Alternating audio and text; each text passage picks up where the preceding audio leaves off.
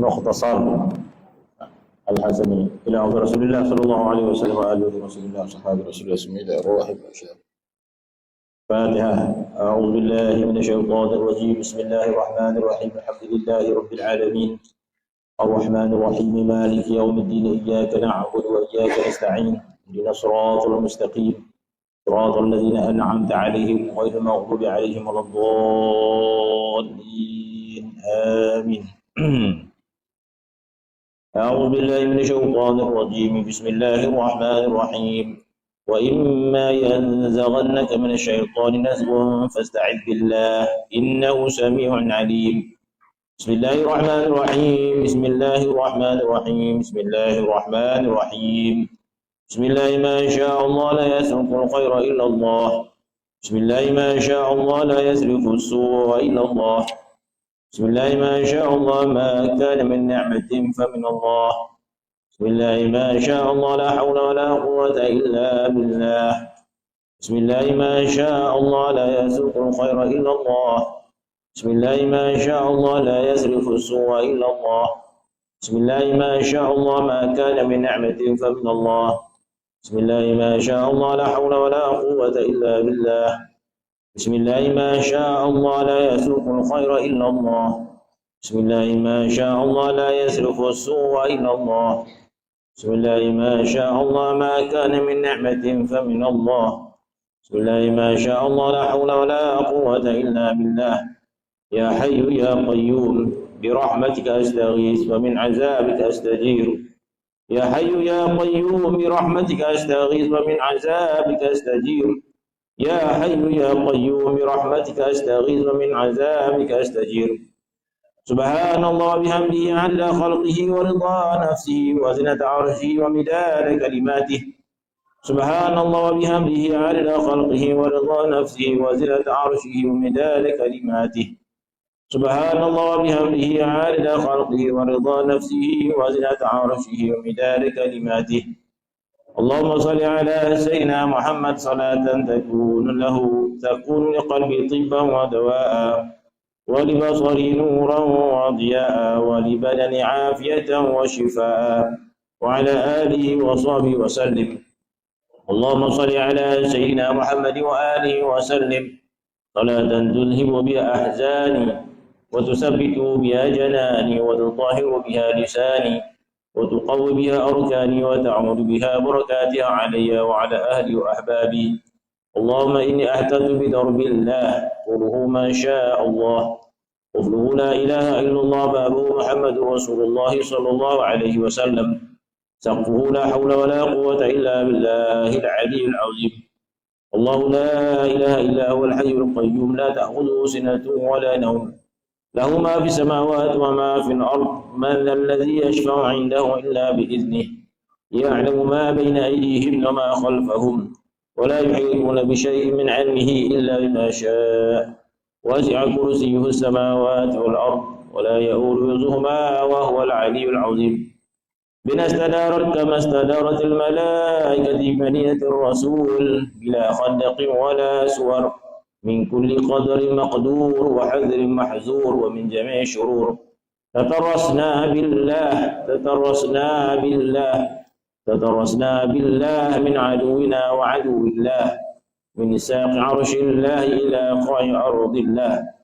اللهم اصرف عنا الأذى إنك على كل شيء قدير.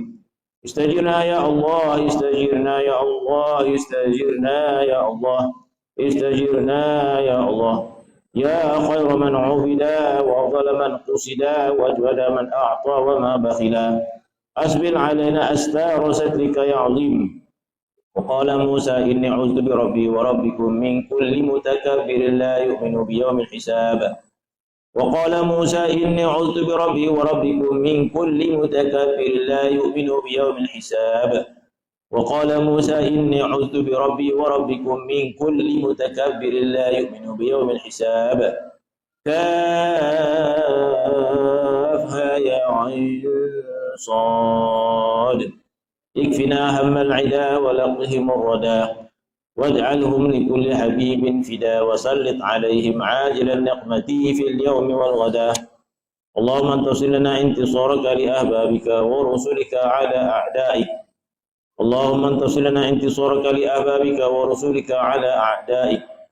اللهم انتصر لنا انتصارك لأحبابك ورسلك على أعدائك. اللهم لا تمكن الأعداء فينا ولا منا ولا تسلطهم علينا بذنوبنا. اللهم لا تمكن الأعداء فينا ولا منا ولا تسلطهم علينا بذنوبنا. اللهم لا تمكن الأعداء فينا ولا منا ولا تسلطهم علينا بذنوبنا. يا واحد يا علي يا حليم، حسبي الله ونعم الوكيل، ولا حول ولا قوة إلا بالله العلي العظيم. بسم الله آمنا بالله، ومن يؤمن بالله فلا خوف عليه. سبحان الله عز الله، سبحان الله عز الله، سبحان الله عز الله، سبحان الله جل الله، سبحان الله جل الله، سبحان الله جل الله. يا من أظهر الجميل وستر القبيح، يا من لا يؤاخذ بالجريرة ولا يهتك الستر، يا عظيم العفو، يا واسع المغفرة. يا الله يا الله يا الله. اللهم إني أسألك بأسمائك التي إذا دعيت بها على مغالق السماوات والأرض للفتح انفتحت وانفجرت، والتي إذا دعيت بها على أبواب العسر لليسر تيسرت، وإذا دعيت بها على الأحداث للنشر انتشرت. يا عزيز من للذليل غيرك، يا قوي من للضعيف غيرك. اللهم إني أستغفرك لكل ذنب ظلمت بسببه مسلما أو وليا من أوليائك، ونصرت بعدوا من أعدائك، أو تكلمت فيه لغير محبتك أو طاعتك.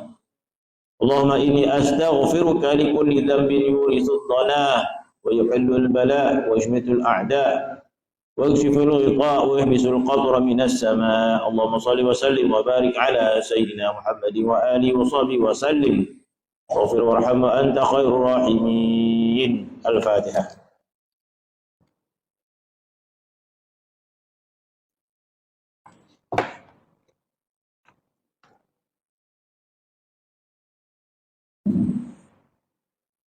أعوذ بالله من الشيطان الرجيم. بسم الله الرحمن الرحيم.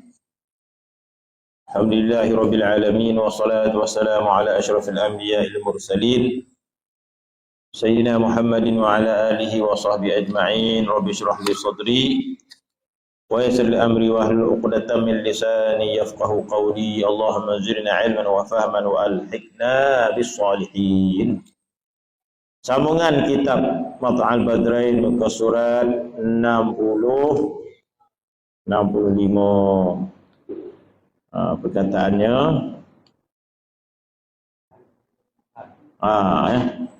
qala muallif rahimahullah wa nafa'ana bi'ulufid darin amin.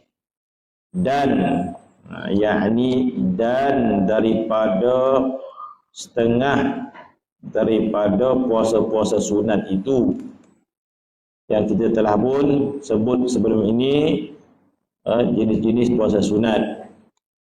Dan puasa Sya'ban, disunatkan kita puasa pada bulan Sya'ban. Dan menangguh dan makruh menunggalkan puasa pada hari Jumaat. Makruh, boleh, sah, tapi dihukum makruh. Kenapa? Wallahu a'lam. Mana puasa hari Jumaat semata-mata makruh. Jadi kalau nak puasa Jumaat, kalau puasa Khamis, Jumaat datang Sabtu.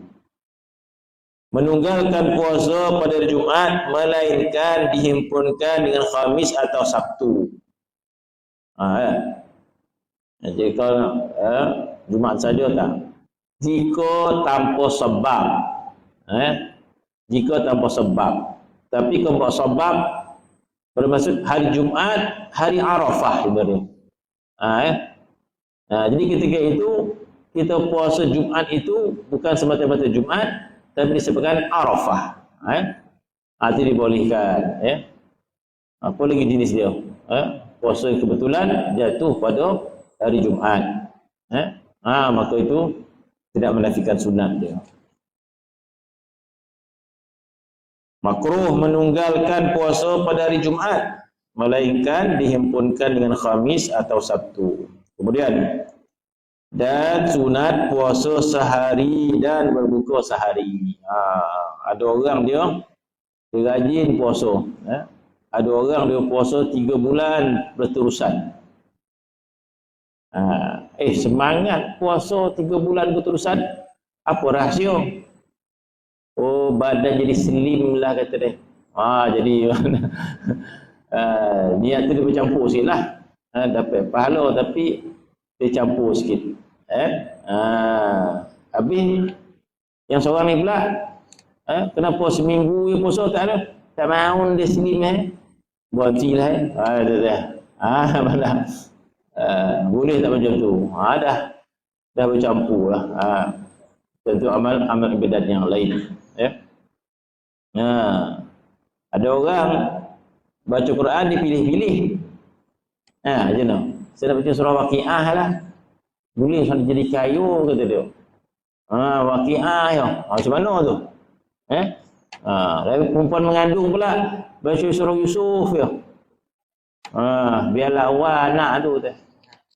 Kalau keluar tak lawa, pula tak mahu dia lawa. Ya abah tak lawa. Tak tahu Allah alam lah kan. Jadi macam mana dia kata jadi ada orang dia mampu berpuasa sehingga pada zaman Nabi ada sahabat yang ada 3 orang sahabat. 3 orang sahabat tadi dia berbual 3 orang. Maka di antara yang mereka bualkan, mereka membandingkan diri mereka dengan Nabi SAW. Dan sahabat 3 orang ni tadi, niat itu bagus. Niat dia adalah untuk menandingi amalan Nabi SAW. Nak menandingi amalan Nabi itu. Baguslah. Maka berkata sama mereka, di mana kedudukan kita? Di mana kedudukan Rasulullah? Kata 3 orang tadi. Dia bermasalah dia. Macam mana kita nak menandingi kehebatan Rasulullah? Paling tidak pun hampir-hampir. Macam mana cara dia? Kata seorang ni macam ni lah. Aku cuba nak menyeksa nafsuku sendiri dengan tak nak berkahwin, walaupun perasaan tu nak kahwin, tapi dia tahan, dia seksa. Aku nak bujang sampai mati gitu. Seorang jadi rahib lah, rahib. Rahib berlaku pada zaman Nabi dahulu. Zaman Nabi-Nabi yang dahulu ada umat mereka memilih untuk jadi rahib. Di antara amalan rahib ketika itu tidak berkahwin. Di antara amalan rahib ketika itu meninggalkan dunia. Walaupun dia mampu, dia tinggal. Walaupun dia mampu makan nasi Arab, nasi tak Arab, tapi dia tak makan beroti je. Itu dia. Apa lagi? Semua mendengar. Baju walaupun dia mampu, malah dia meninggalkan kemewahan.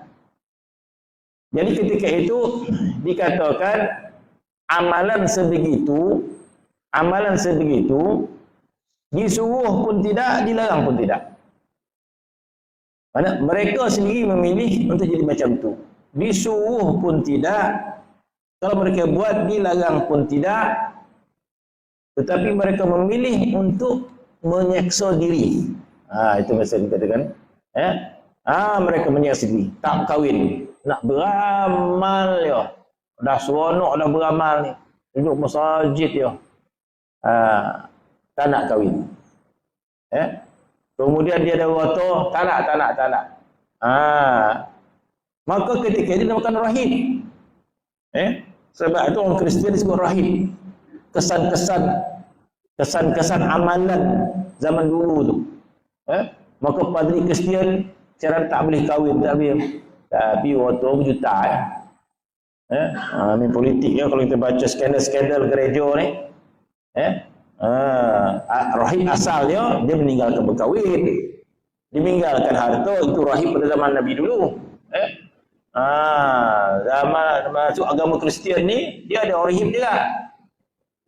Salah satu dia tak berkahwin. Tak berkahwin tapi macam-macam cerita dalam tu kan. Kemudian duit janganlah. Orang jadi rahib ni jutawan. Jadi dia seronok. Jadi bukanlah rahib yang zaman dulu kan. Rahib jalan tunduk kan. Tapi kereta Mercedes. Boleh tukar tak jenis yang baru? Kalau kita baca skandal-skandal gereja tu banyak. Bukanlah rahib benar dia. Adapun zaman para anbiya dulu memang ada rahib. Sebab dalam Al-Quran Allah Taala sebut ruhban. Apa yang Quran tu? Qissisina wa ruhbana. Qissisin pun sama maksud dia. Dalam Al-Quran Allah Taala sebut bahawa orang Nasrani itu adanya ruhban, adanya qissisin. Yang mana ketika itu mereka disuruh pun tidak, dilarang pun tidak. Mereka memilih. Jadi cerita rahib pada zaman dulu itu sampai kisahnya kepada para sahabat. Kisah-kisah Bani Israel ini disampaikan oleh orang Yahudi. Apatah lagi sebahagian daripada sahabat Nabi itu ada orang Yahudi yang memeluk agama Islam. Di kalangan sahabat Nabi ada orang Yahudi memeluk agama Islam. Jadi bila dia memeluk agama Islam, dia membawa cerita-cerita yang didapati daripada para rahib Bani Israel. Maka dalam bab cerita-cerita Bani Israel itu ulama ada pandangan khusus tentang riwayat Bani Israel nama dia. Bukan Nabi yang riwayatkan, tapi para ilmuwan daripada orang Yahudi yang memeluk agama Islam membawa cerita-cerita itu. Jadi ulama berbeza pandangan cerita-cerita Bani Israel ataupun istilah sebagai Israiliyat nama dia. Israiliyat termasuk kisah-kisah Bani Israel yang bukan datang Nabi SAW. Apa hukum mengambil? Itu khilaf ulama. Dalam tafsir Ibnu Katsir tak salah, dia memasukkan banyak cerita-cerita Bani Israel ini. Itu banyak pendapat ulama. Dan di antara para ulama orang Yahudi ini ada menjadi orang-orang yang soleh betul. Di kalangan orang Islam. Bahkan ada di kalangan mereka yang menjadi para aulia, soleh sungguh-sungguh. Banyak. Di antara dia Allah Ka'ab bin Ahbar, orang Yahudi masuk Islam, menjadi orang yang soleh. Di antara Allah siapa nah? Muhammad bin Munkadir, nama-nama yang tokoh-tokoh tertentu, dan mereka banyak membawa kisah-kisah Bani Israel. Jadi kisah-kisah umat dahulu itu diterima oleh para sahabat dan mereka mengetahui. Di antara amalan orang dahulu ada nama dia, apa istilah dia? Tak salah nama dia sayyarah. Sayyarah ni kalau baca bahasa Arab, sayyarah ni kereta. Tapi sayyarah itu berasal daripada perkataan sesuatu yang bergerak, daripada kalimah sara yasiru. Sara ni bergerak. Sayyarah benda yang bergerak. Jadi orang Arab dah sepakat kereta tu sayyarah. Jadi sayyarah ni sesuatu yang bergerak. Bukan sayyarah, siyahah. Siyahah istilah dia. Ada satu istilah zaman dahulu, ada orang-orang yang soleh, ahli ibadat, mereka melakukan siyahah. Siyahah ni kalau belajar bahasa Arab, terjemah dia melancong. Siyah melancong. Nak pergi ke Langkawi, nama dia siyahah nama dia. Nak pergi ke Kelantan, Saya jalan siyahah. Siyahah ni asal dia melancong. Jadi ada istilah orang-orang dahulu, ada amalan siyahah nama dia. Jadi para sahabat mengetahui, amalan siyahah ni apa? Amalan siyahah ni mereka keluar daripada rumah solat sepinggang. Solat sepinggang. Tak ada bawa duit, tak ada. Dan tujuan mereka itu beramal pada setiap tempat. Beramal. Kalau kita zaman sekarang ni keluar solat sepinggang, masjid ke masjid, duit tak bawa. Kalau bawa duit tu tak jadi dah. Tak jadilah siyahah ni. Siyahah ni dia tinggal semua. Dia pergi masjid tidur, kemudian dia halau dia orang. Apa tidur masjid ni? Lari dia. Pergi ke surau pula. Surau, Nazir pula garang.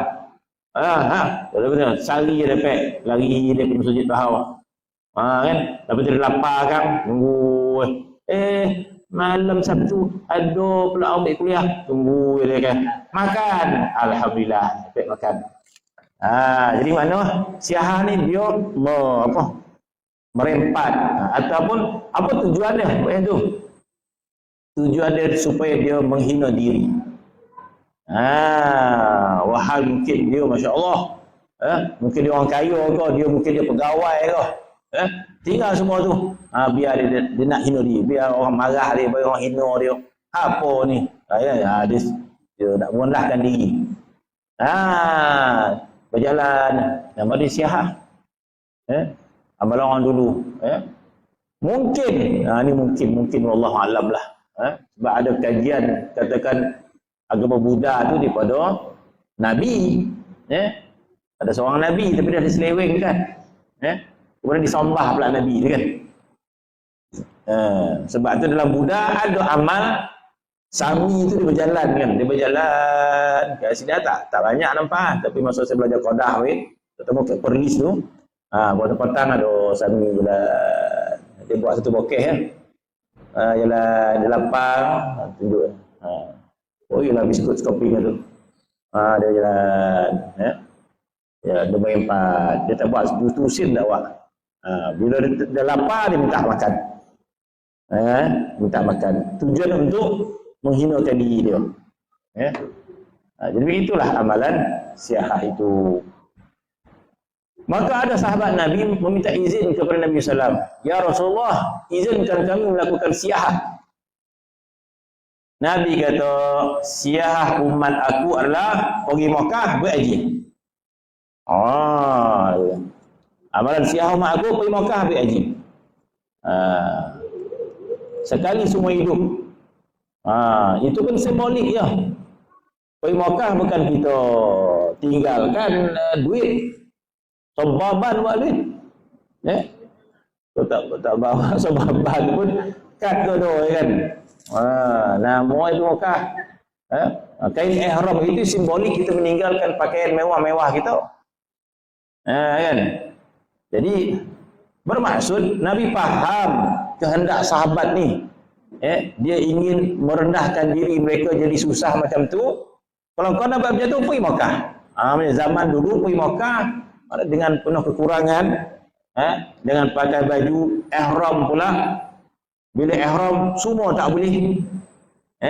Minyak wangi tak boleh, bersama isteri tak boleh. Bermaksud ingat akhirat saja. Tidak ada ruang untuk mengisi nafsu syahwat.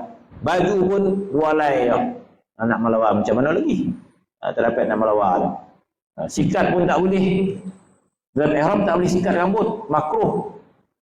Kalau dia yakin dia sikat rambut tak jatuh, nyandal di rambut ni. Tak pernah makan Maggi, tak pernah makan tom yum kat luar dah. Semua rumah masak, kuek rambut. Maka sikat makruh. Kalau orang tu yakin kalau sikat jatuh, kalau tak jatuh makan tom yum kat luar je. Jatuh kan. Makan tinggi kan. Jadi kalau orang dalam ihram dia yakin kalau dia sikat jatuh rambut haram sikat. Sebab menjatuhkan rambut berdosa. Berdosa. Sengaja menggugurkan rambut ketika ihram, berdosa. Penadam. Yang tak berdosa kalau tak sengaja, tapi kalau dam. Gau. Gugur tiga oleh. Rambut lapuk. Tak sengaja. Tak sengaja. Tak berdosa tapi kena dam lah. Jadi bermaksud orang dalam ihram tidak dibenarkan sikat rambut. Kalau rambut dia kuat sekalipun, sikat juga makruh. Makruh. Rambut sini pendek tak gugur dah. Sikat ni makruh. Kalau dia rapuh, haram. Jadi menggambarkan bahawa orang pergi Mekah buat haji, rambut dia kemasai ni. Buat haji ifrat pula. Bako harap. Tak cukup 2 hari, dah ramai. Kan? Buat haji ifrat 20 hari. Memang tak kenal. Kau siapa? Lah kosan ni orang Puanci. Pula lain nak orang mana? Lah tak lain habis ramai. Kan? Jadi masuk buat haji, masya-Allah misai dia. Dah tu misai tak sama lah subuh tu. Yang ni panjang coplet, yang ni panjang. Yang ni ada beruban, yang ni belum beruban. Kan? Jadi misai pun tak urus, janggut pun tak urus. Nak gunting tak boleh, ihram. Rambut pula tak boleh sikat. Macam orang mana? Masai. Jadi mana kata kek Mekah hilang tu semua. Hilang handsome, hilang gaya.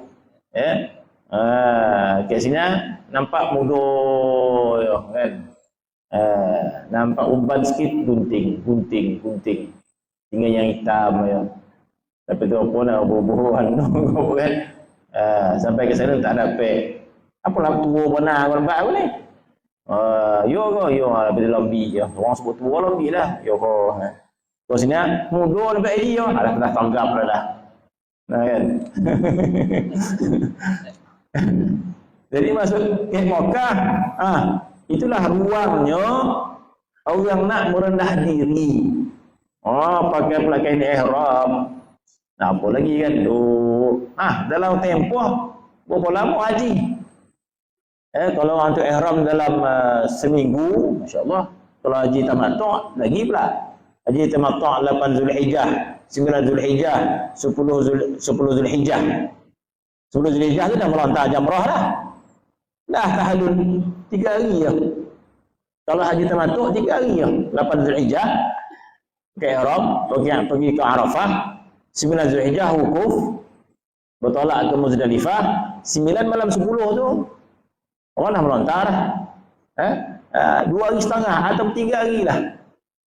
Tak lama mana pun. Apa maksud dia?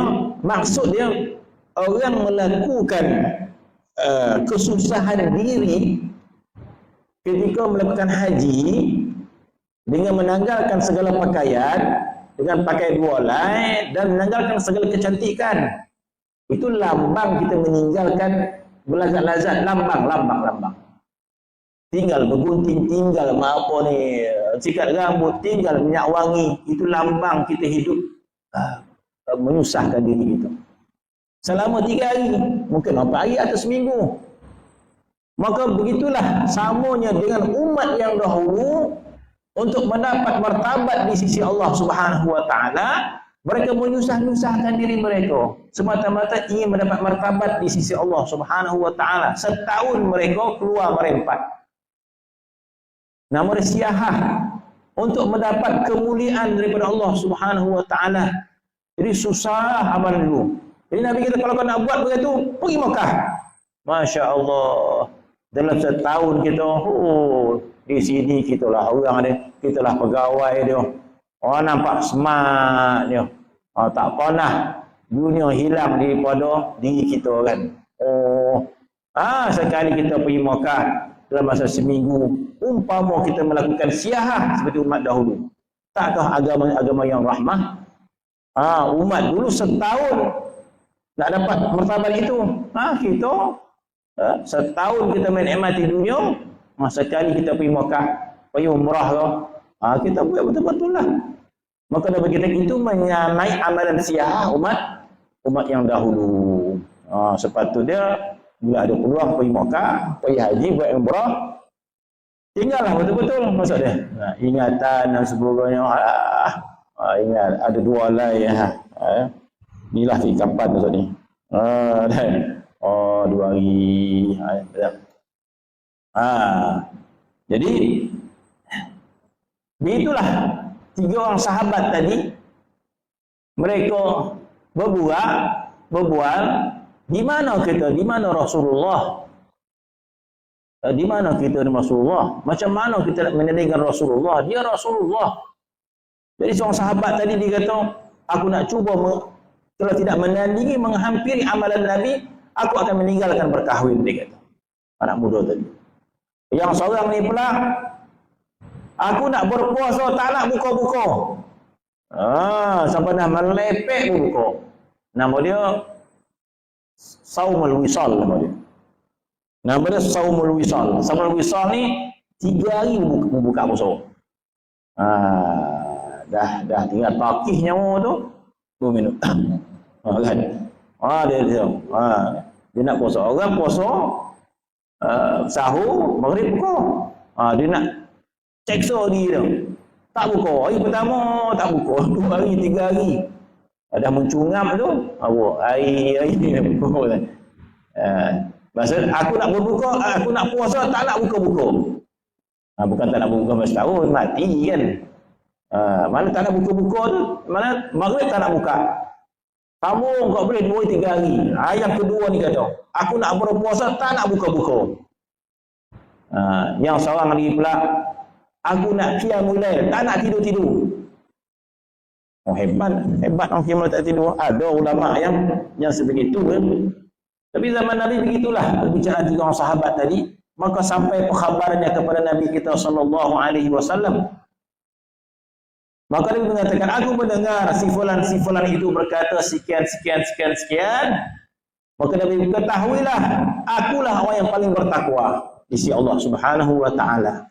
Akulah orang yang paling tinggi martabat di sisi Allah Subhanahu wa taala. Bukan Nabi nak berbangga tak, maka itulah hakikatnya. Akulah orang yang paling bertakwa di sisi Allah Subhanahu wa taala, tetapi aku juga berkahwin. Aku juga berkahwin. Bermakna meninggalkan kahwin itu bukan menyebabkan orang tu tinggi martabat dia. Aku setinggi-tinggi orang yang bertakwa di sisi Allah SWT, tapi aku juga berkahwin. Aku berpuasa dan aku juga berbuka.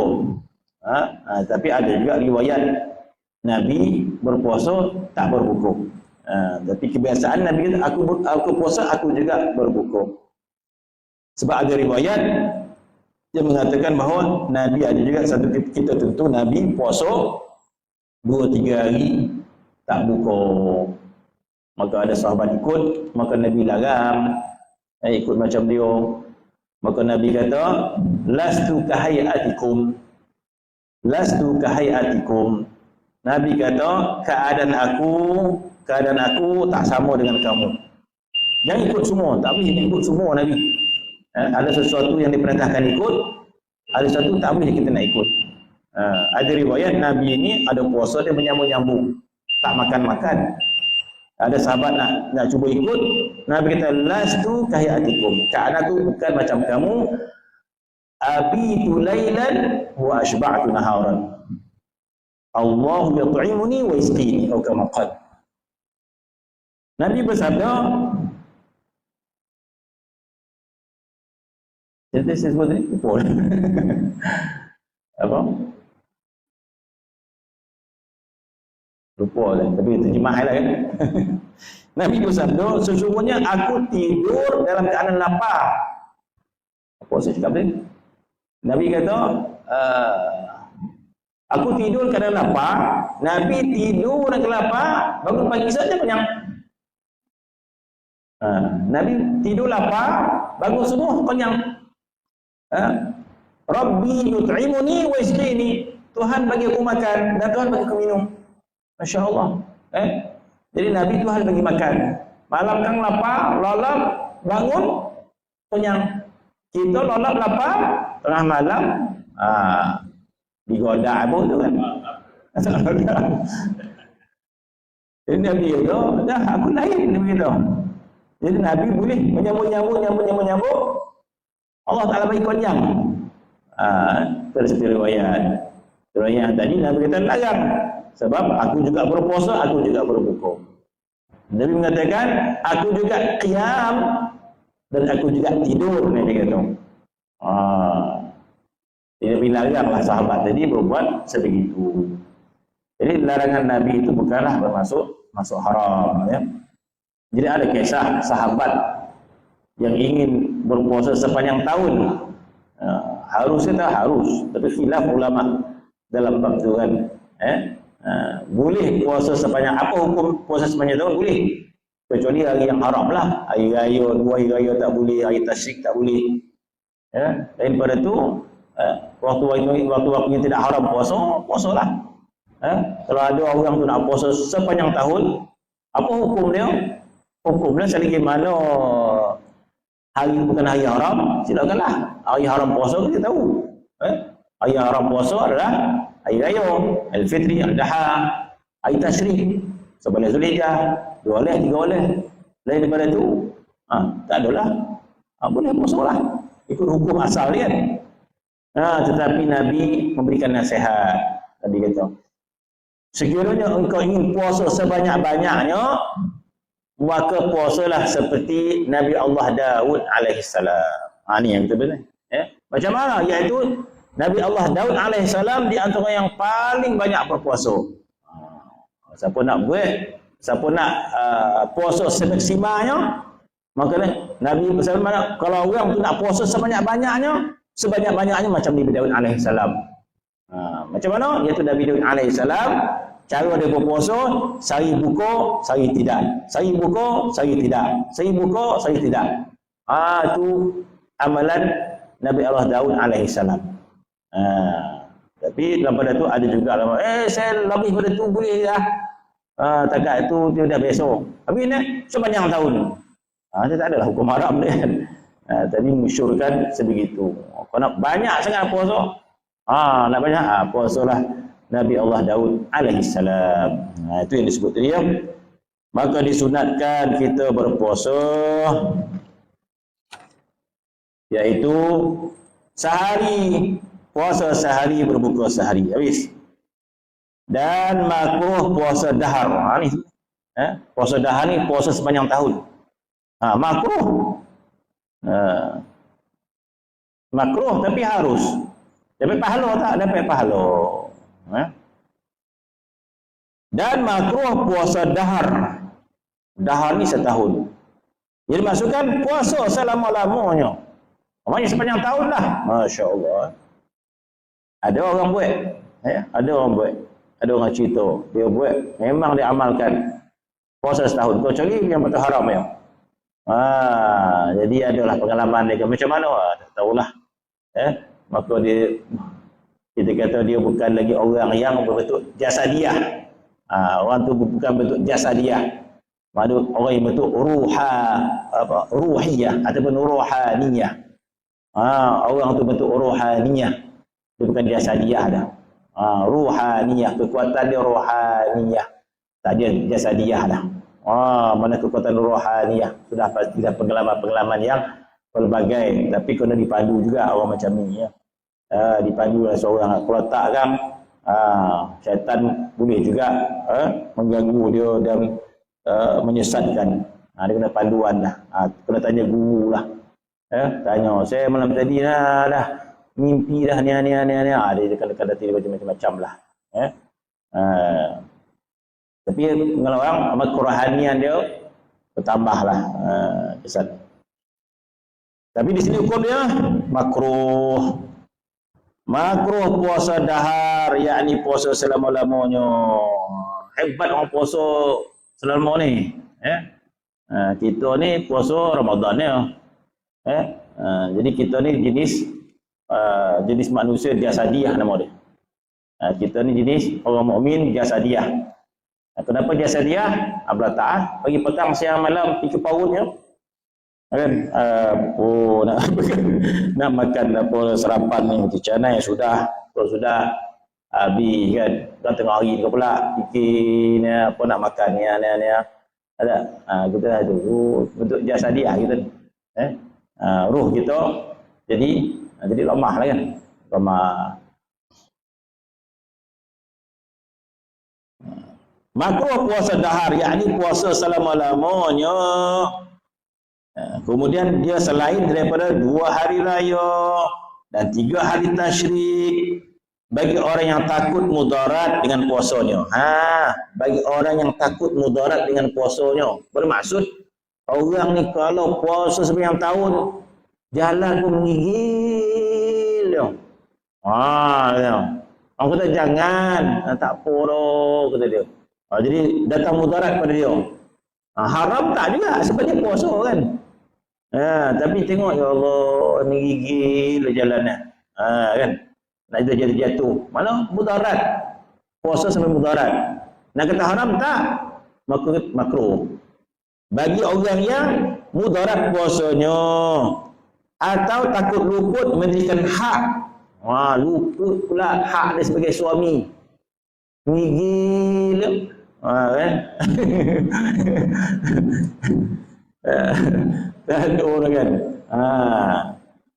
Rumah bodoh ni. Suami rajin pula beramal. Puasa ya. Gigil kan. Hak dia selesailah. Dia ada hak orang lain lagi. Jadi atau takut luput mendirikan hak jika sunat sekalipun.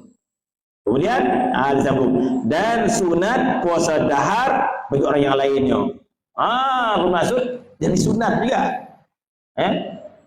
Bermaksud kalau orang tu mampu puasa setahun, Masya Allah, dia puasa setahun pun badan macam tu, lebih sihat pula. Tapi sebenarnya kalau keadaan kita zaman sekarang ni, orang puasa lagi sihat daripada orang tak puasa sebenarnya. Sebab kita ni sakit ni sebab makan lah. Pagi makan, tengah hari makan, terlalu sebanyak-banyak makanan. Epok ada, tapai tu semua. Lepas tu sakit kan. Dia terlalu banyak sakit. Kalau kita ni rasa orang puasa lagi sihat pada orang makan. Jadi puasa menyihatkan. Memang ada hadis Nabi menyebut sumu tasihhu, kata. Puasalah dan kamu sihat. Kita yang tak sanggup puasa kan.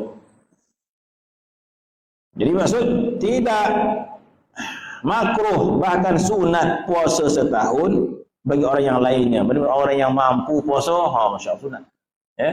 Jadi siapa mampu, cubalah try. Siapa nak tengok hasil lah. Masya Allah. Habis. Seterusnya kitabul i'tikaf, babul i'tikaf, suatu kitab pada menyatakan i'tikaf. Sebab kita tahu dah mana i'tikaf, tapi bagus juga kita baca mana i'tikaf dan khilaf ulama dalam iktikaf i'tikaf dan juga satu amalan yang mudah kita kata, tapi kita terlupa. Bermaksud orang berada di masjid tanpa niat i'tikaf tak sama dengan orang yang berada di masjid dengan niat i'tikaf. Duduk dia sama. Sama duduk gaya duduk sama, lalap pun sama. Tapi yang seorang ni dapat pahala lebih. Sebab apa? Sebab dia i'tikaf. Bermula i'tikaf itu sunnatun muakkadatun. Sunat muakkadah. Sunat yang berat. Sunat yang dituntut. Pada tiap-tiap waktu. Pada setiap waktu i'tikaf. Nanti dibahaskan i'tikaf ni di mana. Dia boleh tak di masjid, boleh tak di surau, boleh tak di rumah. Itu perbahasan yang lebar kepada para ulama i'tikaf. Jadi maksudnya ini di masjid. I'tikaf itu sunat muakkadah. Setiap waktu, bermaksud bila-bila waktu. Dan pada 10 akhir Ramadan itu terlebih dituntutlah terlebih afdal daripada yang lainnya kerana merupakan amalannya Nabi sallallahu alaihi wasallam. Pada 10 terakhir itu Nabi i'tikaf. Nabi i'tikaf pada 10 terakhir. Adalah dia punya terperinci dia bagaimana kaedah Nabi beriktikaf pada 10 terakhir Ramadan. Dan pada 10 terakhir Ramadan terlebih afdal daripada yang lainnya kerana menuntut malam Lailatul Qadar. Malam Lailatul Qadar. Kalau dekat masjid, meriah. 11 Ramadan dekat masjid. Orang Arab ni kuat beramal. Pergi. Tapi buat semualah, buat bantal, buat apa pun. Meriah tengok Meriah tengok saya tak buat lah. Tengok meriah. Adalah sekali 2 kali kan. Lepas tu tak terdayur. Jadi maksud dia menghidupkan malam dengan semangat dia. InsyaAllah. Kerana apa? Kerana menuntut malam Qadar. Jadi sebenarnya kalau kita hidupkan budaya tu, dia jadi semangat kan. Semangat. Pakat-pakat datang. Kemudian sembahyang, baca Quran, hidup. Kerana menuntut malam Lailatul Qadar. Dan adalah ia pada Imam Syafi'i terkandung dalam 10 yang akhir tentang Lailatul Qadar lah. Imam Syafi'i berpendapat bahawa Lailatul Qadar itu terkandung dalam 10 yang akhir, tetapi malam yang ganjil, gasil ke ganjil ni? Malam yang gasil, tak tahu bahasa apa. Ganjil kot. Terlebih diharapkan ganjil ni. Tetapi pada malam yang ganjil terlebih diharapkan dia. Dan yang terlebih diharapkan daripada segala yang ganjil itu malam yang 21 atau malam yang 23 daripada Ramadan, tentang malam Lailatul Qadar. Khalas. Berkata Al-Imam Al-Ghazali rahimahullah dan lainnya, Lailatul Qadar pada malam yang ganjil dalam 10 yang akhir. Dan berkata mereka itu sesungguhnya diketahuikan dia dengan hari yang awal daripada bulan. Maka jika sehari bulan Ramadan itu hari Ahad, ni rajin orang apa ni? Orang menulis ni. Bulan Ramadan ni bulan hari apa? Lailatul Qadar malam ni. Itu namanya ijtihad. Namanya ijtihadi. Boleh percaya ke? Boleh kata. Dia tak suruh kita percaya tak percaya. Namanya ijtihad para ulama. Amalilah. Maka kata di sini, kata Imam Al-Ghazali rahimahullah, maka jika sehari bulan Ramadan itu hari Ahad atau hari Rabu, Arba'ah, adalah Lailatul Qadar malam yang ke-29. Jika bulan pertama, sehari ni mana? Hari yang pertama. Jika sehari bulan Ramadan hari Isnin adalah malam yang ke-21, ke-20 esok. Dan jika sehari, yakni awal hari bulan hari mana awal hari Selasa atau awal hari Jumaat adalah ia malam yang ke-27. Dan jika sehari dia hari Khamis adalah malam yang ke-25. Dan jika sehari bulan hari Sabtu adalah ia malam yang ke-23. Jadi bila ada banyak-banyak macam ni, kita gabungkanlah semua pendapat tu. Dan kita jaga malam yang sebut tu. Jadi Imam Syafi'i kata, yang 10 terakhir tu, masya-Allah, Nabi sallallahu alaihi wasallam, Nabi memberi umat dia supaya tertarik dengan tawaran-tawaran, ataupun Nabi memberikan semangat kepada umatnya supaya tertarik dengan apa yang ditawarkan oleh Allah Subhanahu wa taala. Jadi bila Allah Taala tawarkan suatu kelebihan, digalakkan kita supaya tertarik dengan tawaran itu.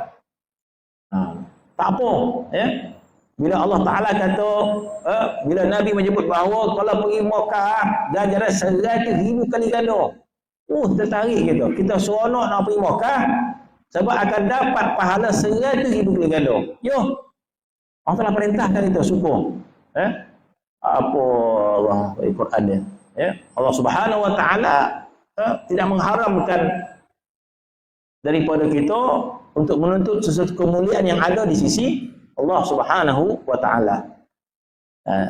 Itu sebagai satu apa kata satu kemuliaan kita sahut apa yang Tuhan tawarkan, kata kita sahut. Daripada orang tak peduli kan, malam ni tak qadar. Ya deh. Mana tak ada. Tak nak pergi Mekah duit banyak. Mekah 100,000 kali ganda. Pahala lah. Tak apalah, pergi dulu. Korea nak? Korea jom pergi dah. Situ contoh. Jadi maksud tidak tertarik apa yang ditawarkan oleh Allah Subhanahu wa taala, itu salah satu kelemahan iman kita. Jadi kita kena belajar untuk menghargai tawaran-tawaran Allah Subhanahu wa taala. Sebab itu agama kita menawarkan kelebihan puasa hari Isnin, kelebihan puasa hari Khamis, kelebihan puasa Arafah, kelebihan puasa awal Muharram, kelebihan puasa awal Zulhijjah. Tidak ada satu amalan yang lebih afdal daripada beramal pada awal Zulhijjah. Maka kita mengejar tawaran itu. Itu satu kemuliaan bahawa kita menyambut tawaran Allah Subhanahu wa taala. Itu sifat yang baik. Begitulah bila Nabi bercerita tentang Lailatul Qadar, Nabi mengetahui di kalangan para sahabat bila ditawarkan, bila turun ayat Lailatul Qadar, Lailatul Qadri khairu min alfi syahr. Lailatul Qadar itu lebih baik daripada 1000 bulan. Dengan imannya para sahabat, kalau orang memikirkan tentang pahala akhirat, dari kira lah. Macam kita fikir berniaga lah. Ini kalau jual ni 20 kali ganda untung Ya kau, dah saya kira lah. Gitu. Copet kita kira. Sebab kita ni jadi ahli perniagaan. Ya kau, 20 kali ganda. Kita kan tukar barang. Barang dia dah selama jual dah. Setengah bermodal untung Nak laku pun susah lah. Yang ni, ini kalau jual mudah laku, orang suka 20 kali ganda. Kita pun cengak dah. Kita pun tertarik. Sebab duniawi kita kata. Begitu juga akhirat. Boleh dawakan pahala-pahala, tindakan iman kita yang pertama. Tindakan iman atau peningkatan iman kita yang pertama, kita tertarik kepada akhirat. Itu peningkatan pertama iman kita. Selepas kita tertarik kepada dunia ni. Masya Allah, yang ni duit dia berganda, yang ni gaji dia berganda, yang ni upah dia berganda. Itu kita kata, ya semua orang macam tu. Yang ni kalau kita berniaga ni, Masya Allah, duit dia banyak, kita maka itu makna kata duniawi. Maka peningkatan pertama iman kita bertukar. Sebelum kita tertarik dengan dunia, tetapi kita lebih tertarik dengan akhirat. Dah kita kira akhirat pula dah. Puasa sekian, balasan dia sekian, amal sekian, maka kita berubut untuk mendapatkannya. Ada lagi tak tawaran yang hebat? Ada, pergi Mekah. Apa? Maka tertarik dengan tawaran demi tawaran. Apa lagi? Ramadan. Apa ada pada Ramadan? Lailatul Qadar. Lailatul Qadar itu apa? Khairu min alfi syahr. Lebih baik daripada 1000 bulan. Kita pun congak 1000 bulan ada 83 tahun. Kalau khatam Quran macam 83 tahun. Jadi congak sebegitu. Itu tanda meningkatnya iman kita kepada akhirat. Jangan tuduh lu. Apa ni beramal nak pahala. Tuduhlah dulu. Peningkatan itu dalam satu peningkatan lebih peningkatan. Daripada orang tu tak bicara langsung. Antok ni puasa apa tu ni? Ayolah, dia dapat nak makan ni. Ni banyak pahala ni. Biarlah. Mana dia tak ada respon pada perkara akhirat. Itu menggambarkan tidak ada peningkatan iman dia. Tapi buat duit, dia duit. Dah. dah segak dah. Makan. Ni pula sebut pahala. Dah lambi dah. Maksud permulaan peningkatan kita daripada dunia iaitu peningkatan pada akhirat. Syukur pada pahala, syukur pahala. Begitulah para sahabat. Bila Nabi cerita tentang Lailatul Qadar, Nabi tahu para sahabat bersangatan ingin untuk mendapat Lailatul Qadar. InsyaAllah imannya para sahabat. Maka Nabi tahu para sahabat tertarik Lailatul Qadar. Apa Nabi sebut? Sekiranya kamu ingin mencari Lailatul Qadar, carilah pada 10 yang terakhir. Bertambah syukur dia. Kalau tak 1 bulan nak cari panjang bonah. Jadi ada di kalangan sahabat sangat tertarik Lailatul Qadar tapi tak terdaya. Maka Nabi bagi, carilah pada malam 10 yang terakhir. Nabi bagi lagi. Dan carilah malam-malam yang ganjil. Ada jenis orang yang lebih lemah lagi. Pada malam Ramadan, pada bulan Ramadan, ada orang lemah untuk beramal sepanjang bulan. Maka Nabi kata 10 yang terakhir. Ada juga orang yang tak mampu nak istiqamah 10 tu, malam-malam ganjil. Ada juga lemah juga. Ikut yang kaedah tadi. Kalau puasa hari Ahad, hari ni ada qadar. Maknanya kita mencari-cari itu. Kita tak mampu nak hidupkan malam ganjil. Itu pun tak mampu ke malam ganjil. Jadi 5 malam pun banyak ada kita. Cari yang pendapat kata malam 3. Paling tidak. Itu menggambarkan kita gairah. Menggambarkan kita menyahut tawaran Allah Subhanahu wa ta'ala. Maka itu sebahagian daripada kebaikan. Maka kata di sini, jika sehari bulan hari Khamis adalah malam yang ke-25 dan jika sehari bulan hari Sabtu adalah malam yang ke-23. Berkata Syekh Abu Hasan, Syekh Abu Hasan Asy-Syadzili radhiyallahu anhu. Masya-Allah, kitab Matla'ul Badrain yang menyebut nama Syekh Abu Hasan Asy-Syadzili. Abu Hasan Asy-Syadzili adalah tokoh ulama tasawuf. Masuk lagi kitab fiqh. Ni Abu Hasan Asy-Syadzili ni. Kita tengoklah. Berkata Syekh Abdul Hasan. Abdul Hasan Asy-Syadzili kat sana. Selama baligh, semenjak baligh. Kata Syekh Abdul Hasan. Saya lebih mengatakan Syekh Abdul Hasan ini adalah Syekh Abu Hasan Asy-Syadzili radhiyallahu anhu. Berkata Syekh Abdul Hasan, selama baligh, semenjak aku baligh, tiada luput akan daku malam Lailatul Qadar. Masya-Allah. Malah Abu Hasan Asy-Syadzili mengatakan bahawa semenjak dia akil baligh, mana dia merupakan seorang yang salih semenjak akil baligh lagi. Masya-Allah, akil baligh dah salih dah. Kita akil baligh belum tentu arah dia jadi apa. Mana ada orang yang dah beramal lah. Masa remaja muda dah beramal lah. Maka katanya semenjak aku baligh, akil baligh, tidak pernah luput daku malam Lailatul Qadar. Dengan kaedah yang tersebut ini, saya rasa Abu Hasan Asy-Syadzili ini. Kaedah apa? Kaedah yang tadi, ikut hari tadi. Diperkuatkan hujah pengalaman Abu Hasan Asy-Syadzili. Dah mudah dah. Kita kata, nak datang tiap malam, tak terdaya lah dah. 5 hari. Ni kaedah. Kaedah iaitu, masuk bulan Ramadan, itu kaedah. Hari pertama hari apa?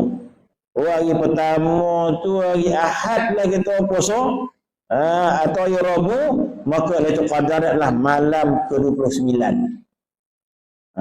Jadi kita ingat malam 29 tu. Amalan lain tak terdaya dah. Tak terdaya. Datang ayo. Datang tu tak berapa nak apa nak. Malam 29 kita ada azam untuk menghidupkan malam Qadar. Alhamdulillah. Diperkuat oleh Abu Hasan Asy-Syadzili. Dia mengatakan semenjak aku akan balik, kaedah yang aku pakai tak pernah luput malam Qadar, kata dia. Saya tak tahu dapat malam Qadar. Itu cara dia. Wallahu ta'ala a'lam. Bismillahirrahmanirrahim. Rabbil alamin wassalatu wassalamu ala rasulillah. Alhamdulillahirabbil alamin.